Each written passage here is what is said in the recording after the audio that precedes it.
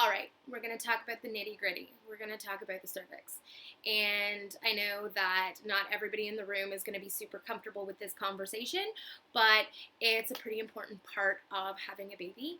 And so it's something that everybody should have at least a working familiarity with. So, the cervix is the part of your anatomy that is at the base of your uterus. It is where the uterus meets the birth canal or your vagina.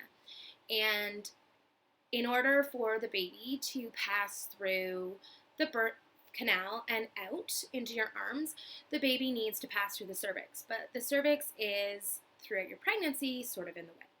And so once labor starts, there's a few things that need to happen in order for there to be the space for baby to move down. So when you sort of reach your 37, 38, 39 weeks, your care provider may talk to you about doing a cervical check, and they may give you some information, and they may say something like you're 50% effaced, or you're still long and closed and posterior, or they might say that you're already starting to dilate. And those things can sound really nerve-wracking, or they can sound really exciting, but they probably don't mean very much if you don't know a lot about the cervix. So there's 4 things that need to happen in order for the cervix to reach 10 centimeters dilation and for you to be able to have your baby. And the first thing is that throughout pregnancy, your cervix is actually closed, and it's quite long. It's several centimeters long, and it's pointed towards your back. So it's actually pointed towards more your buttocks, your tailbone area, than it is pointed forward. And babies don't come out the back. Babies come out the front. So the cervix has to swing from the back of your body, and then it has to swing forward to the front. And so if your care provider talks to you about your cervix being posterior, midline, or anterior, that's what they're talking about. They're talking about the cervix being pointed towards the back, which is posterior, midline, which is not quite all the way to the front, or anterior, but it is no longer pointed back. Or they're going to talk about your cervix being anterior, and that means that your cervix has come all of the way forward, and that's where it needs to be. The second thing that they're going to talk about is the consistency of your cervix. They might talk about hard or soft, and that seems like a really strange thing to talk about because it's tissue, and tissue to an extent is all soft.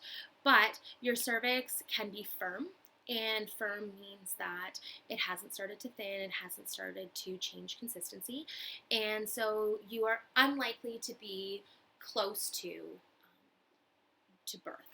But when your care provider starts to say your cervix is getting soft, that means that there are changes happening within the tissue of your cervix that are allowing things to spread out. And that's when your care provider is probably going to start talking to you about effacement. And effacement is the thinning of your cervix. When you are throughout your pregnancy, your cervix is going to look like this, essentially. And as it thins out, it's essentially doing this. And it's getting thinner and thinner and thinner and thinner. And your care provider will give a percentage, and they'll say something like 30%, 50%, 80% effaced. And all that means is how much it has thinned out.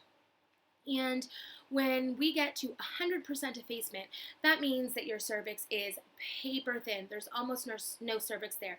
It's just a thin piece of tissue, and it needs to start dilating.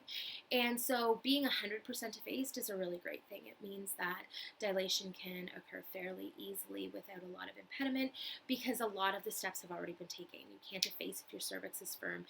You're not going to efface if your cervix is still posterior. So effacement is one of the last steps in getting to 10 centimeters. And then comes the actual dilation. And there's lots of images on the internet that will show you, what 1 centimeter through 10 centimeters dilation will look like. Generally speaking, 10 centimeters looks like a bagel. And that's the way your baby's going to come out. But dilation takes time. So when you see your care provider at the end of your pregnancy, they may say something like your fingertip dilated, you're 1 centimeter, you're 2 centimeters. And that's normal. And it's normal if you're not dilated, you will get there.